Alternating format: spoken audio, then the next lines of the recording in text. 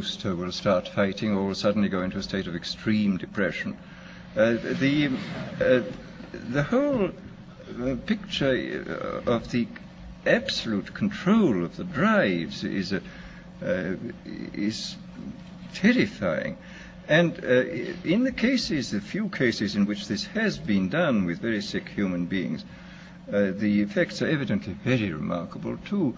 I was talking last summer in England to Grey Walter, who is the most eminent exponent of the electroencephalogram techniques in England, and he was telling me that he's seen hopeless inmates of asylums with these things in their heads, and that these people were suffering from the uncontrollable depression, and they'd had the electrodes inserted into something resembling, evidently, the pleasure center of the rat.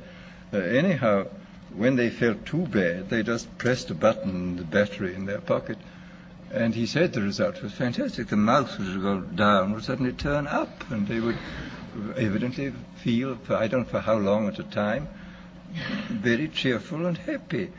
So that here again one sees the most extraordinary revolutionary techniques which are now available to us. Now, I think what is obviously perfectly clear is that for the present these techniques are not being much used except in a purely experimental way.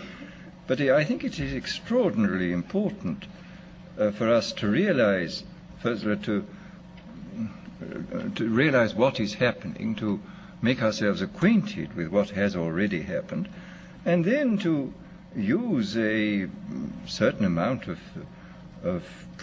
imagination to extrapolate into the future the sort of things that might happen. I mean, what might happen if these fantastically powerful techniques were used by unscrupulous people in authority? What on earth would happen? What sort of society would we get? And I think this is peculiarly important because, as one sees in looking back over history, we have allowed in the past all those advances in technology which have profoundly changed social and individual life. We've allowed them to take us by surprise.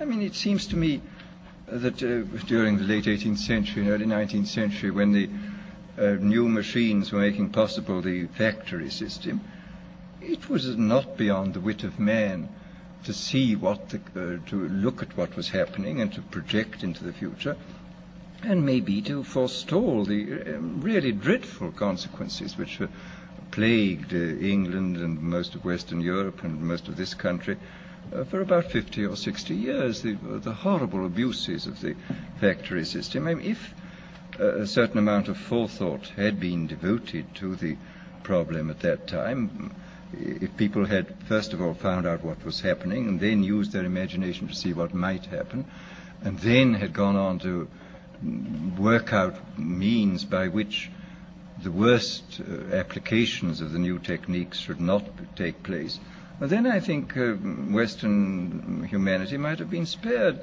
about 3 generations of utter misery which was imposed upon the poor at that time. And similarly with various technological advances now. I mean, it's quite clear we have to start thinking very, very hard about the problems of automation. And again, I think we have to think still more profoundly about the problems which may arise in relation to these new techniques, which may contribute to this ultimate revolution. Our business is to, first of all, as I say, to be aware of what is happening, then to use our imaginations to see what might happen, how this might be abused, and then, if possible, to see that the enormous powers which we now possess, thanks to these scientific and technological advances, shall be used for the benefit of human beings and not for their ultimate degradation. Thank you.